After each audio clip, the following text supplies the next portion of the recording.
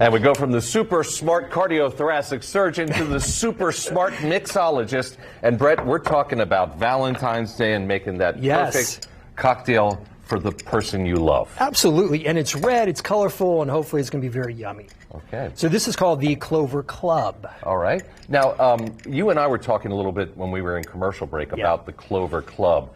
Tell us a little bit about the history. I like it because there's a Philadelphia connection. Great lead-in question. Apropos this weekend, Philly. The Clover Club got its name from a Philadelphia men's social club back in around 1880. And the club is called Clover Club. Okay. And they used to toss these back for a long time until Prohibition hit. And then, obviously, we know what happened there. And then it fell out of favor in the 1930s. People said it was a girly drink, whatever. Then it came back into play around kind of recently when all these speakeasy bars started popping up. Now, when you go to a speakeasy bar, you will find the Clover Club on the menu. It's a standard. All right. So it's a really simple drink to make. You can make it at home. If you go out this weekend, you can order one. Most people know how to make it. It's got raspberries, gin, lemon, and simple syrup. So pretty simple. I like to do riffs on classics, so we're going to add a few more things. All right, so we got gin is the active ingredient in the Clover Club. Hard Truth makes an amazing gin because this is very citrus forward, so it's going to have some lemon and orange in here as well, and they're going to dial back the juniper a little bit. And I'm getting to be a fan of Hard Truth with the various cocktails that you've made with Hard Truth liquors in them. Yeah, absolutely. We're going to we have raspberries in here. If you can see them kind of in here, we got a bunch of raspberries, 5 or 6 raspberries. I love fresh herbs, so we're going to throw some rosemary in here as well. Slap it a little bit, wake it up. Rosemary, I got some lemon, a little citrus, and we're just going to start muddling this. And what we're doing is we're extracting all this great flavor with the raspberries and the rosemary. Obviously, liquid helps you do that. So we get all that done. This nice, yummy raspberry. You can really smell this, folks. It's amazing. It's powerful. And that's the same thing about cocktails. It's all about aromatics as well. Now, my riff on this, I have this really yummy vanilla hibiscus simple syrup. So you got to add sugar to balance the citrus.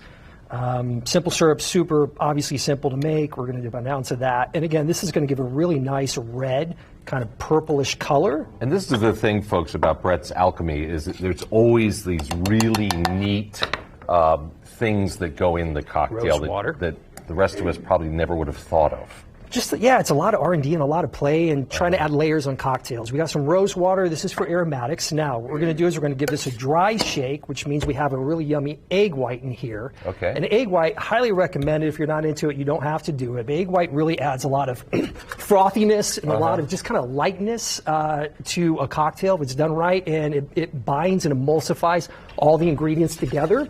You're going to see, hopefully, we'll get this really frothy. So we're going to do what we call a dry shake, which means there's no ice in there. Then we're going to throw some ice in there, boom, and then we're going to do a wet shake. And we're going to try to garnish this really quick before time runs out. So I got a really, hopefully, fun garnish in here. So again, shake it really hard, about 20 seconds. Wet shake, dry shake, and then George. Look at this color. It looks like springtime. Yeah. I like that. You know what? Forgot the main ingredient. I was going to say. Live TV. Always happens. I thought you were going to make it. I was always like, I'm making a mocktail for Anessa, actually. Yeah. Okay, guys, sorry. Doing the gin. Can't forget that. Sorry, Hard Truth. There we go. All right. I've done that before in classes. I've taught a cocktail class, and they're like, you going to add anything else to that? I'm like, sorry, my bad. Okay. Love live TV. So we got the gin in there. There you go. Now it's a little bit lighter. Is it ready for me to try? Almost. We're going to do a little elderflower spritz. This is for aromatics. Then we're going to do some rose petals for Valentine. Nice. So these are dried rose petals. Just going to throw a little bit on there. And then with gin, you have the Clover Club. Oh, it matches the show. Kind of does. Brett, even with the late addition of the gin, it's very good. See, I did the mocktail first, so you know if it's, you're still doing a dry season, and then we have the gin. Anessa, you would like. I have a feeling this would be fine even without the gin. I'm sure it would.